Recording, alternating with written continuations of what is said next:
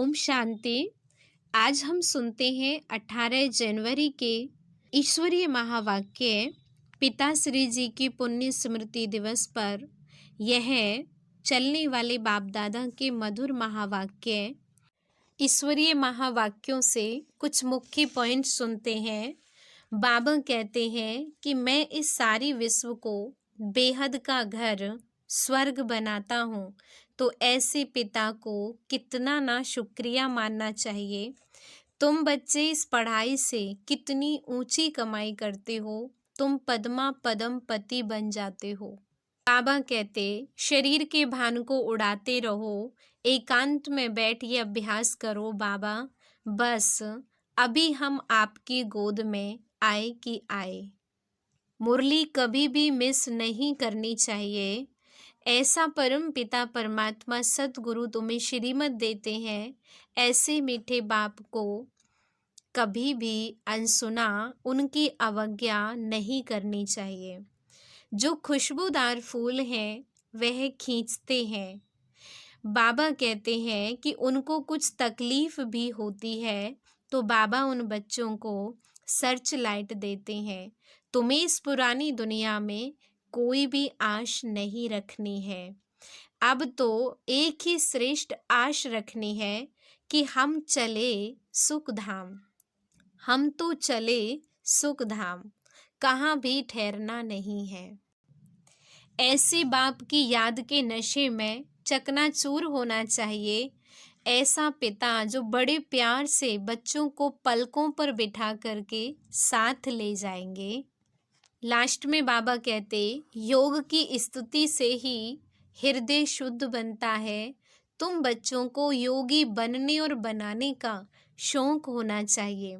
ये चढ़ती कला की निशानी है। क्या जब आपको ये अनुभव हो, अगर तूफान को तूफान समझा तो हलचल होगी, और तूफान को तोहफा समझा तो उल्लास और हिम्मत अपने अंदर अधिक बढ़ेगी। ये चढ़ती कला की निशानी है। अब हम सुनते हैं विस्तार से बाबा के महावाक्य। मीठे बच्चे, बाबा की दिल अंदर बच्चों को सदा सुखी बनाने की फर्स्ट क्लास आस रहती है। बाप यही चाहते हैं कि मेरे बच्चे लायक बन स्वर्ग के मालिक बने। ओम शांति। बच्चे जानते हैं अभी भगवान सम्मुख बैठकर हमको ज्ञान के गीत सुनाते हैं, व ज्ञान की डांस कराते हैं। इस ज्ञान डांस से तुम आत्माओं मुआफिक सदा सुखी और हर्षित रहेंगे। भगवान को ही बेहद का बाप व विश्व का रचयिता कहा जाता है। आत्मा समझती है बाबा हमारे लिए स्वर्ग की सौगात लाए हैं, वही रचयिता है। स्वर्ग का मालिक बनाने के लिए राजयोग सिखाते हैं। कहते हैं बाप को और विश्व के मालिक पने को याद करो। बाप बेहद का मालिक है तो जरूर बेहद की बड़ी दुनिया ही रचेंगे। तुम बच्चों के लिए सारी विश्व ही घर है, अर्थात पार्ट बजाने का स्थान है। बेहद का बाप आकर के बेहद का विश्व अथवा घर बनाते हैं, वह है स्वर्ग। तो ऐसे बाप का बच्चों को कितना शुक्रिया मानना चाहिए। विश्व का रचता बाप डायरेक्ट समझा रहे हैं, हम तुमको विश्व का मालिक बनाने आया हूँ, तो तुम्हारा स्वभाव बहुत फर्स्ट क्लास चाहिए। तुम्हारी चलन ऐसी होनी चाहिए जो सब कहें कि यह तो जैसे देवता है। देवताएं नामी ग्रामी हैं, कहते हैं इनका स्वभाव एकदम देवताई है, बिल्कुल मीठे शांत स्वभाव के हैं। तो ऐसे बच्चों को बाप भी देख खुश होते हैं। बाबा स्वर्ग का मालिक बनाने आते हैं, तो तुम्हें कितना मददगार बनना चाहिए। स्वर्ग में आपे ही लग जाना चाहिए। ऐसे नहीं मैं थक गया हूँ, फुर्सत नहीं है। समय पर सब काम करने में कल्याण है। यज्ञ सर्विस का इजाफा शिव बाबा देते हैं। बाबा बच्चों की दैवी चलन देखते हैं तो कुर्बान जाते हैं। तुम बच्चे इस पढ़ाई से कितनी ऊंची कमाई करते हो, तुम पद्मा पदमपति बनते हो, बाबा तुम्हें कितना धनवान बनाते हैं, बाबा तुमको अखुट खजाने में ऐसा वजन करते हैं जो 21 जन्म साथ रहेगा। वहाँ दुख का नाम नहीं, कभी अकाले मृत्यु नहीं होगा, मौत से कभी डरेंगे नहीं। यहाँ कितना डरते हैं रोते हैं, तुमको तो खुशी है। यह पुराना शरीर छोड़ जाए, नई दुनिया में प्रिंस बनेंगे। तुम इस पुरानी दुनिया से ममत्व मिटाते रहो, इस देह को भी भूलते जाओ। हम आत्मा इंडिपेंडेंट हैं, बस एक बाप के सिवाय और कोई की याद न आए। जीते जी जैसे कि मौत की अवस्था में रहना है। इस दुनिया से मर गए, कहते भी हैं ना, आप मुए मर गई दुनिया। शरीर के भान को उड़ाते रहो, एकांत में बैठ यह अभ्यास करो। बाबा बस अभी हम आपकी गोद में आए कि आए, एक की याद में शरीर का अंत हो, इसको कहा जाता है एकांत। मीठे बच्चे, तुम जानते हो कि ऐसी ऊंची पढ़ाई पढ़ाने वाला कौन है। इस चैतन्य डिब्बी में चैतन्य हीरा बैठा है, वही सतचित आनंद स्वरूप है। सत्य बाप तुम्हें सच्ची सच्ची श्रीमत देते हैं। बाप के बने हो तो कदम कदम श्रीमत पर चलना है, चुप रहना है और पढ़ना है। एक बाप को याद करना है, घड़ी घड़ी इस बैज को देखते रहो तो बाप और वर्षे की याद आएगी। याद से ही तुम सारे जैसे विश्व को शांति का दान देते हो। हर एक बच्चे को अपनी प्रजा भी बनानी है, वारिश भी बनाने हैं। मुरली कोई भी मिस नहीं करनी चाहिए। बाबा बहुत प्यार से समझाते हैं, मीठे बच्चे अपने पर रहम करो, कोई अवज्ञा नहीं करो। जो खुशबूदार फूल हैं वे खींचते हैं, जो पैसा है ऐसी सर्च लाइट लेने की कोशिश करते हैं। खुशबूदार गुणवान बच्चों को देख प्यार में खुशी में नैन गीले हो जाते हैं। कुछ तकलीफ होती है तो बाबा सर्च लाइट देते हैं। बाबा समझाते हैं, मीठे बच्चे तुम्हें इस पुरानी दुनिया में कोई भी आशा नहीं रखनी है। अब तो एक ही श्रेष्ठ आश रखनी है कि हम तो चले सुखधाम। कहाँ भी ठहरना नहीं है, देखना नहीं है, आगे बढ़ते जाना है। एक तरफ ही देखते रहो, तभी अचल अडोल स्थिर अवस्था रहेगी। अब यह दुनिया खत्म होनी ही है, इसकी बहुत सीरियस हालत है। इस समय सबसे अधिक गुस्सा प्रकृति को आता है, इसलिए सब खलास कर देती है। तुम जानते हो यह प्रकृति अभी अपना गुस्सा जोर से दिखाएगी, सारी पुरानी दुनिया को डुबो देगी। अर्थक्वेक में मकान आदि सब गिर पड़ेंगे, अनेक प्रकार से मौत होंगे। यह सब ड्रामा का प्लेन बना हुआ है, इसमें दोष किसी का भी नहीं है। विनाश तो होना ही है, इसलिए तुम्हें इससे बुद्धि का योग हटा देना है। तुमने तो अपना सब कुछ इंश्योर कर दिया है, इसलिए तुम्हें किसी भी प्रकार की चिंता नहीं। तुम्हारा सब कुछ सफल हो रहा है। अब तुम कहेंगे, वहाँ सतगुरु वहाँ, जिसने हमको ये रास्ता बताया है, वहाँ तकदीर वहाँ, वह ड्रामा वहाँ। तुम्हारे दिल से निकलता शुक्रिया बाबा, आपका जो हमारे 2 मुट्ठी चावल लेकर हमें सेफ्टी से भविष्य में 100 गुना रिटर्न देते हो। परंतु इसमें भी बच्चों की बड़ी विशाल बुद्धि चाहिए। बच्चों को अथाह ज्ञान धन का खजाना मिलता रहता तो अपार खुशी होनी चाहिए ना। जितना हृदय शुद्ध होगा तो औरों को भी शुद्ध बनाएंगे। योग की स्थिति से ही हृदय शुद्ध होगा। तुम बच्चों को योगी बनने बनाने का शौक होना चाहिए। अगर देह में मोह है, देह अभिमान रहता है, तो समझो हमारी अवस्था बहुत कच्ची है। देही अभिमानी बच्चे ही सच्चा डायमंड बनते हैं, इसलिए जितना हो सके देही अभिमानी बनने का अभ्यास करो। बाप को याद करो। बाबा अक्षर सबसे बहुत मीठा है। बाप बड़े प्यार से बच्चों को पलकों पर बिठाकर साथ ले जाएंगे। ऐसे बाप की याद के नशे में चकनाचूर होना चाहिए। को याद करते करते खुशी में ठंडे ठार हो जाना चाहिए। जैसे बाप अपकारियों पर भी उपकार करते हैं, तुम भी फॉलो फादर करो, सुखदाई बनो। बाप की दिल अंदर बच्चों को सदा सुखी बनाने की कितनी फर्स्ट क्लास आस रहती है कि बच्चे लायक बन स्वर्ग के मालिक बने। तुम बच्चे अभी ड्रामा के राज को भी जानते हो। बाप तुम्हें निराकारी, आकारी और साकारी दुनिया का सब समाचार सुनाते हैं। आत्मा कहती है, अभी हम पुरुषार्थ कर रहे हैं नई दुनिया में जाने के लिए। हम स्वर्ग में चलने लायक जरूर बनेंगे, अपना और दूसरों का कल्याण करेंगे। अच्छा, बाप मीठे बच्चों को समझाते हैं। बाप दुख हरता सुख करता है, तो बच्चों को भी सबको सुख देना है, बाप का राइट हैंड बनना है। ऐसे बच्चे ही बाप को प्रिय लगते हैं, शुभ कार्य में राइट हाथ को ही लगाते हैं। तो बाप कहते, हर बात में राइटियस बनो। एक बाप को याद करो तो फिर अंतमति सो गति हो जाएगी।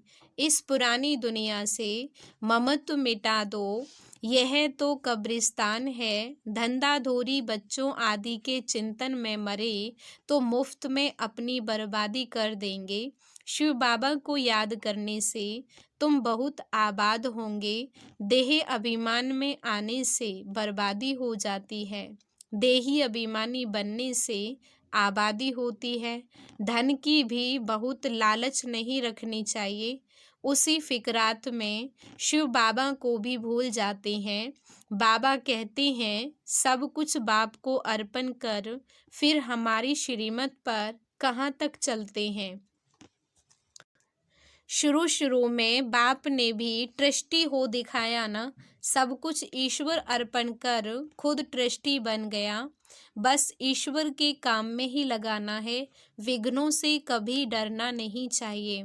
जहाँ तक हो सके सर्विस में अपना सब कुछ सफल करना है, ईश्वर अर्पण कर ट्रस्टी बन रहना है। अच्छा, मीठे मीठे सिक्के लदे बच्चों प्रति माता पिता बाप दादा का याद प्यार और गुड मॉर्निंग।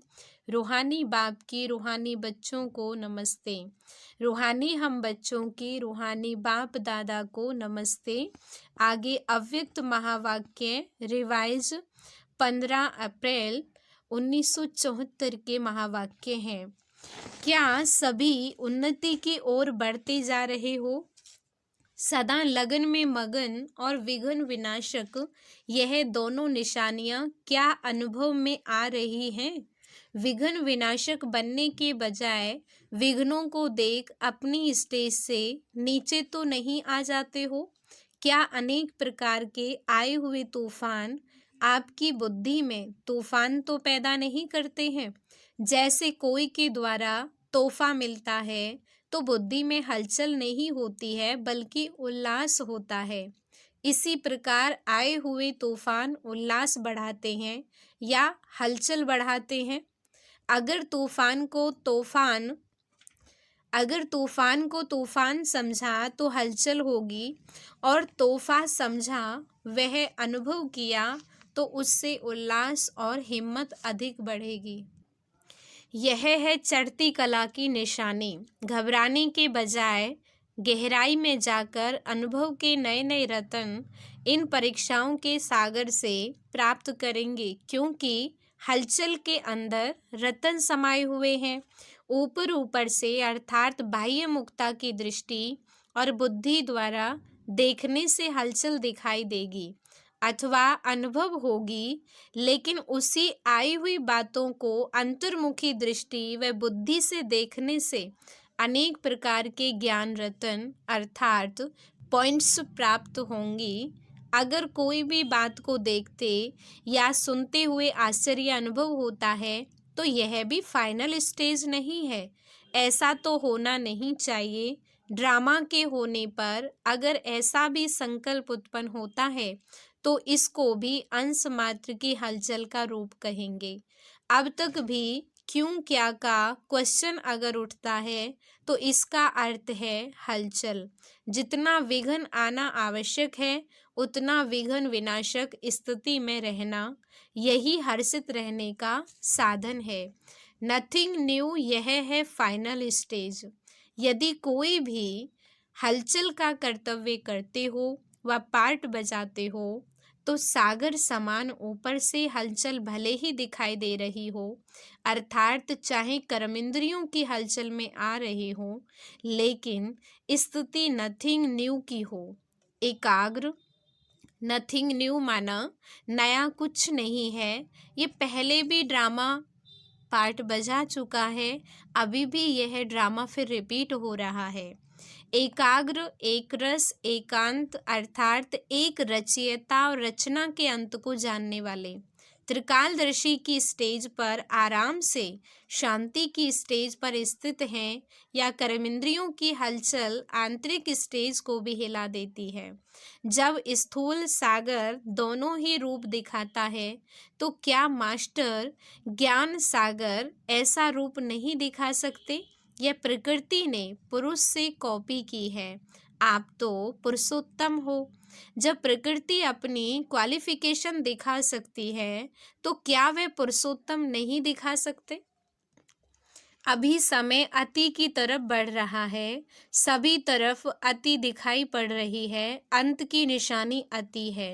तो जैसे प्रकृति समाप्ति की तरफ अति में जा रही है, वैसे ही संपन्न बनने वाली आत्माओं के सामने अब परीक्षाएं व विघ्न भी अति के रूप में आएंगे। इसलिए आश्चर्य नहीं खाना है कि पहले यह नहीं था, अब क्यों है।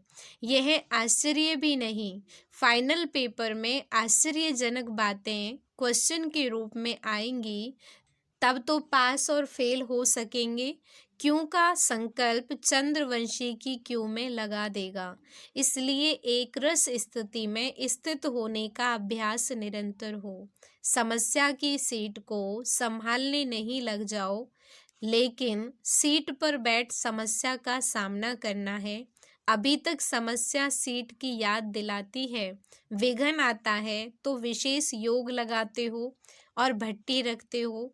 इससे सिद्ध होता है कि दुश्मन ही शस्त्र की स्मृति दिलाते हैं, लेकिन स्वतः और सदा स्मृति नहीं रहती। निरंतर योगी हो या अंतर वाले योगी हो, टाइटल तो निरंतर योगी का है ना। दुश्मन आवे ही नहीं, समस्या सामना नहीं कर सके, सूली में कांटा बनना यह भी फाइनल स्टेज नहीं है। सूली से कांटा बने, उसके बजाय कांटे को योग अग्नि से दूर से ही भस्म कर दें। कांटा लगे और फिर निकालो, यह फाइनल स्टेज नहीं है। कांटे को अपनी संपूर्ण स्टेज से समाप्त कर देना, यह है फाइनल स्टेज। ऐसा लक्ष्य रखते हुए अपनी स्टेज को आगे चढ़ती कला की तरफ बढ़ाते चलो। बड़ी बात को छोटा अनुभव करना, इस स्टेज तक नंबर वार यथाशक्ति पहुँचे हैं। अब पहुँचना वहाँ तक है जो कि अंश और वंश भी समाप्त हो जाए। अभी सभी आप सभी हिम्मत, उल्लास और सर्व के सहयोगी सदा रहते हुए चल रहे हो ना।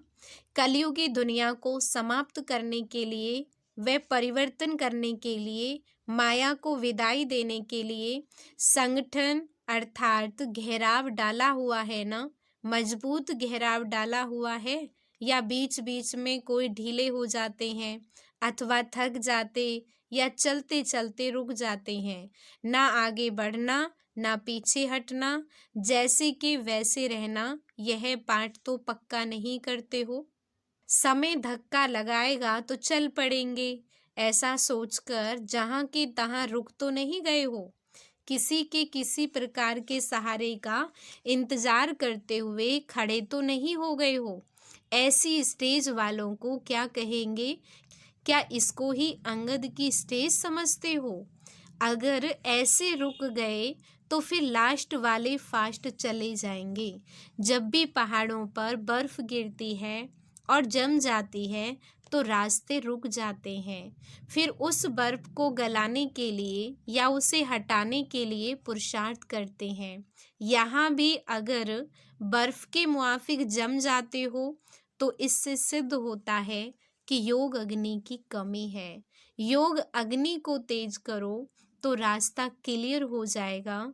मिली हुई हिम्मत और उल्लास के पॉइंट्स बुद्धि में दौड़ाओ तो रास्ता क्लियर हो जाएगा। पुरुषार्थ की गति में अंगद बनो। माया से हार खाने में अंगद नहीं बनो, बल्कि विजयी बनने के लिए अंगद बनो। अच्छा, ऊंचे से ऊंच बाप द्वारा पालना लेने वाले, विश्व की पालना करने वाले, विष्णु कुल की श्रेष्ठ आत्माएं, प्रकृति को परिवर्तन करने वाली पुरुषोत्तम आत्माएं, विश्व के आगे साक्षात मूर्त प्रसिद्ध होने वाली आत्माएं, योगी तु आत्माओं के प्रति बाप दादा का याद, प्यार और गुड मॉर्निंग। रूहानी बाप की रूहानी बच्चों को नमस्ते। रूहानी हम बच्चों की रूहानी बाप दादा को नमस्ते। शुक्रिया बाबा, शुक्रिया शुक्रिया। वरदान है आज का, सेवा में रहते संपूर्णता के समीपता की अनुभूति करने वाले ब्रह्मा बाप समान एग्जाम्पल भव। जैसे ब्रह्मा बाप सेवा में रहते, समाचार सुनते, एकांतवासी बन जाते थे। 1 घंटे के समाचार को 5 मिनट में सार समझ बच्चों को खुश करके अपनी अंतर्मुखी एकांतवासी स्थिति का अनुभव करा देते थे। ऐसे फॉलो फादर करो। ब्रह्मा बाप ने कभी नहीं कहा कि मैं बहुत बिजी हूँ, लेकिन बच्चों के आगे एग्जाम्पल बने। ऐसे समय प्रमाण अभी इस अभ्यास की आवश्यकता है। दिल की लगन हो तो समय निकल आएगा और अनेकों के लिए एग्जाम्पल बन जाएंगे। स्लोगन है, हर कर्म में कर्म और योग का अनुभव होना ही कर्म योग है। अव्यक्ति साइलेंस द्वारा डबल लाइट फरिश्ता स्थिति का अनुभव करो। सदा यही लक्ष्य याद रहे कि हमें बाप समान बनना है। जैसे बाप लाइट है वैसे डबल लाइट। औरों को देखते हो तो कमजोर होते हो, इसलिए सी फादर फॉलो फादर करो। उड़ती कला का श्रेष्ठ साधन सिर्फ एक शब्द है, सब कुछ तेरा, मेरा शब्द बदल तेरा कर दो। तेरा हूँ तो आत्मा लाइट है, और जब सब कुछ तेरा है तो लाइट बन गए, हल्के बन गए। ओम शांति।